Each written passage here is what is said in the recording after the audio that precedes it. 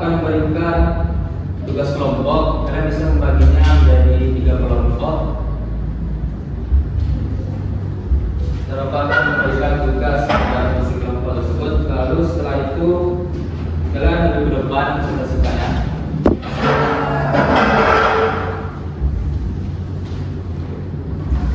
Kelompok 1.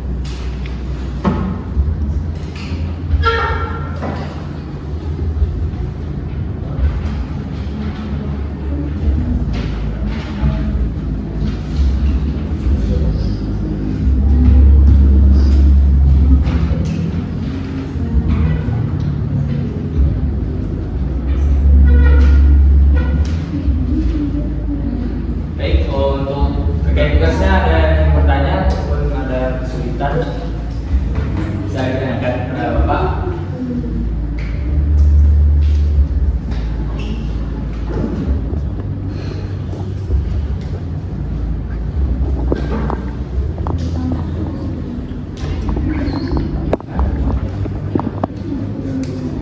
Bapak, ini maksud dari soal nomor 1 gimana Pak? Ya. Kalian bikin infografis tuh di belakang kan nggak ada pengertian faktor dan gambar yang tidak ada itu ada kendala.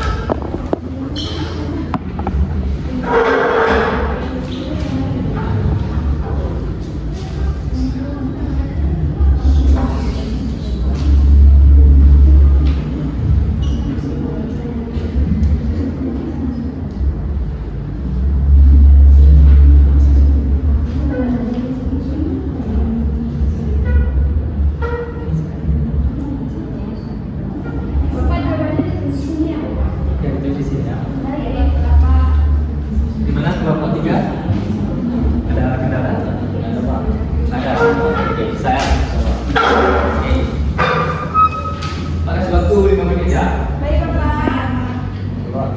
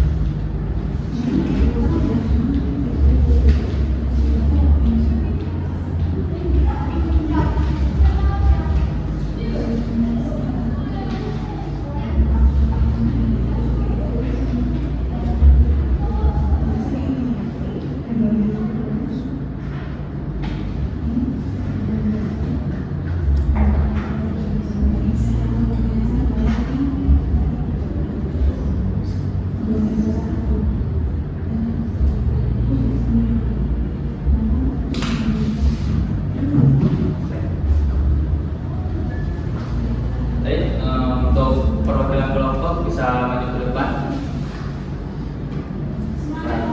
Presentasi ya.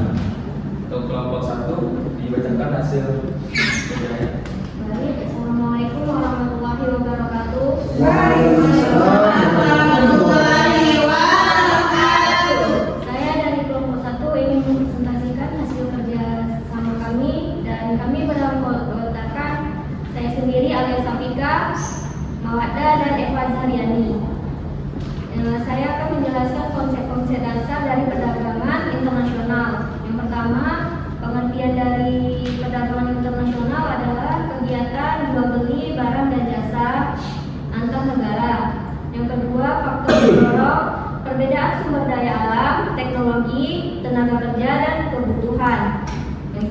Selanjutnya ada manfaat, yang dimana ada 3 manfaat di sini, yaitu yang pertama memperluas pasar produk dalam negeri, meningkatkan devisa negara, transfer teknologi dan pengetahuan. Dan selanjutnya ada hambatan, tarif impor, kuota proteksionisme, perbedaan antara standar kualitas. Selanjutnya ada contoh, Indonesia mengekspor minyak kelapa sawit, karet, kopi, dan tekstil, mengimpor mesin kendaraan dan obat-obatan. Yang selanjutnya ada peran organisasi, yang dimana WTO, APEC, ASEAN, dan membantu kelancaran perdagangan global. Sekian, terima kasih. Baik, terima kasih nomor 1. Berikan aplaus dulu untuk nomor 1. Baik, selanjutnya kelompok 2, silakan. Baik, terima kasih Bapak atas kesempatannya. Di sini saya ingin mempresentasikan hasil kerja kami dari kelompok 2 yang beranggota saya sendiri, Zulfira Miska, Anggi Ridal Talor, dan juga Badra Nafis. Di sini tugas kami yaitu menulis essay singkat tentang bagaimana perdagangan internasional dapat meningkatkan kesejahteraan ekonomi suatu negara. Di mana perdagangan internasional sendiri ini merupakan kegiatan jual beli barang dan jasa yang dilakukan oleh 2 negara atau lebih. Nah, dalam era globalisasi, perdagangan antar negara menjadi sangat penting karena tidak ada satupun negara yang mampu memenuhi keseluruhan kebutuhannya sendiri. Setiap negara memiliki keunggulan dan keterbatasan, baik dalam sumber daya alam, tenaga kerja, teknologi maupun kemampuan produksi. Oleh karena itu, perdagangan internasional memungkinkan setiap negara untuk saling melengkapi kebutuhan satu sama lain. Baik, terima kasih Bapak. Sekian. Terima kasih kelompok 2. Silakan berikan aplaus dulu untuk kelompok 2. Nah, berikutnya kelompok 3.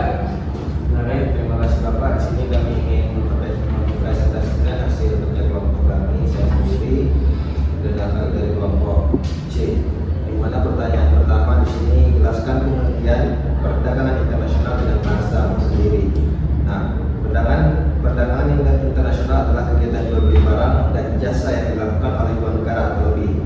Perdagangan ini terjadi karena setiap negara memiliki kebutuhan yang berbeda-beda dan tidak bisa memenuhi semuanya sendiri. Melalui perdagangan internasional, negara bisa mendapatkan barang yang tidak dapat diproduksi sendiri dan menjual barang yang menjadi keunggulannya ke negara lain. Pertanyaan nomor 2, sebutkan 3 faktor yang mendorong terjadinya perdagangan internasional. Yang pertama, di sini ada perbedaan sumber daya alam dan kondisi geografis, karena tidak semua negara memiliki sumber daya yang sama sehingga mereka saling membutuhkan. Yang kedua, perbedaan kemampuan teknologi dan SDM, sumber daya manusia, bagaimana negara yang memiliki teknologi maju dapat menghasilkan barang tertentu yang sulit dibuat oleh negara lain.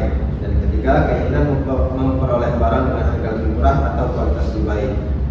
Dengan perdagangan internasional memungkinkan negara mendapatkan produk yang lebih ekonomis dan berkualitas.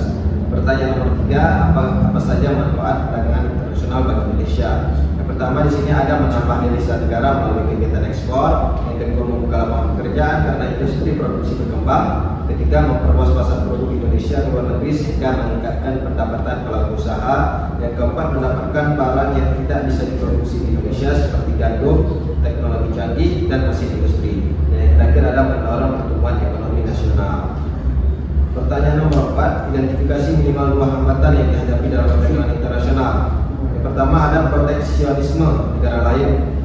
Beberapa negara menerapkan tarif, kuota, atau aturan ketat yang memungkinkan produk Indonesia masuk. Yang kedua, perbedaan mata uang antar negara sehingga perubahan kurs yang tidak stabil dapat menyebabkan kerugian dalam transaksi. Yang ketiga, ada konflik politik atau perang dagang. Hubungan yang tidak baik antar negara dapat mengganggu perdagangan. Dan yang terakhir, perbedaan standar kualitas produk setiap negara memiliki aturan mutu yang berbeda sehingga barang harus menyesuaikan. Baik, Pak. Terima kasih kelompok 3. Berikan aplaus dulu untuk kelompok 3. Silakan dulu. Berikan aplaus untuk teman-teman kalian semua yang sudah